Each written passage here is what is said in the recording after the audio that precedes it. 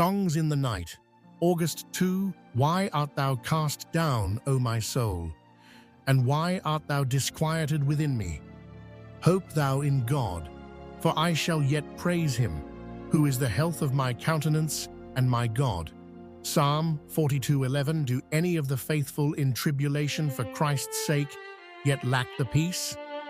It is because you lack faith to lay hold of the promises, the exceeding great and precious promises made to those who take up their cross and follow in his footsteps, suffering with him. But if you have peace without the suffering, while all men speak well of you, beware. That is the peace of a sleep in which one dreams that he is filled and crowned and awakes to find himself empty. The peace of a dead calm on the ocean. Reprint 347. Welcome back to the Deep Dive. Today, we're really diving into something profound, a question from, well, quite old wisdom. What is real peace? Especially, when life is throwing curveballs. When things are challenging. Exactly. We're looking at an older text, Songs in the Night, specifically the entry for August 2nd. And it leans heavily on Psalm 42, verse 11. A very powerful passage. It is. Our goal here is to kind of unpack what this text says about genuine peace versus maybe a more superficial calm. And as always, we're just exploring the ideas here, seeing what they offer for you, not pushing any specific viewpoint. Right, just understanding the concepts. Okay, let's unpack this. So it kicks off quoting Psalm 42:11.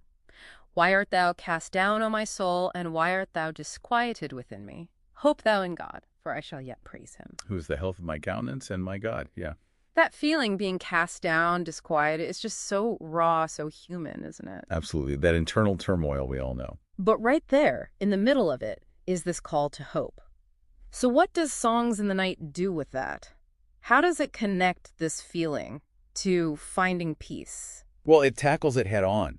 It questions whether even people who are, described as faithful in tribulation for Christ's sake. Meaning going through really hard times for their beliefs or their path. Exactly. Whether they might still lack that inner peace. And the text suggests it's not the suffering itself that causes the lack of peace. Okay. So what is it then? It points to a lack of faith to lay hold of the promises. These are described as exceeding great and precious promises, sort of spiritual assurances for those who take up their cross, face those big personal challenges. So peace isn't about no struggle. Right. It seems to be suggesting peace is found through deep faith within the struggle itself.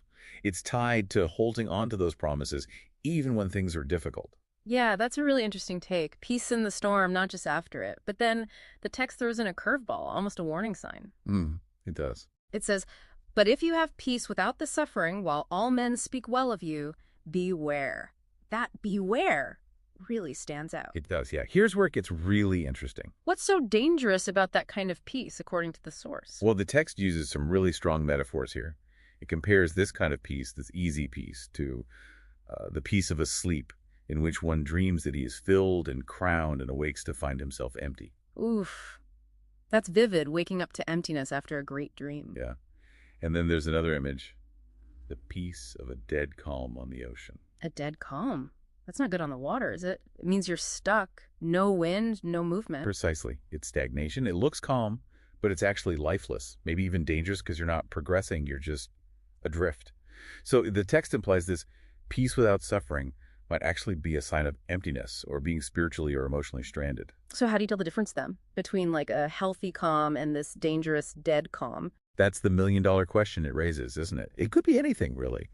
Maybe a job that looks good on paper, but feels totally hollow, no challenge, no growth. Or maybe a relationship that's quiet, but lacks real connection. Exactly. It's prompting a kind of self-examination about the nature of the quietness we experience. Okay, so pulling these threads together from Songs in the Night, the main idea seems pretty clear. Yeah, I think so.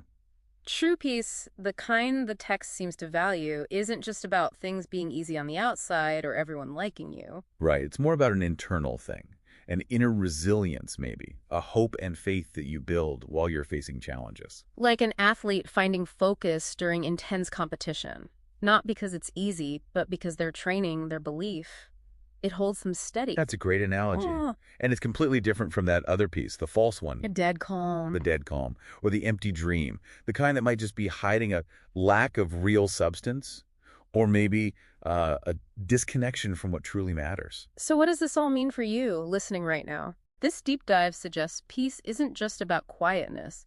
It's about the kind of quiet. Mm-hmm. Is it a vibrant quiet?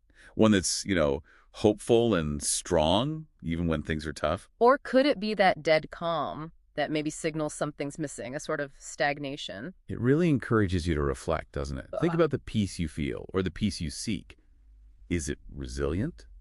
Does it thrive through difficulty? Or is it maybe a peace that avoids the deep end, avoids growth, maybe even hides from life's bigger questions? Yeah, it's a call to look deeper at our own inner state. So the final thought to leave you with is this. What kind of peace are you truly seeking?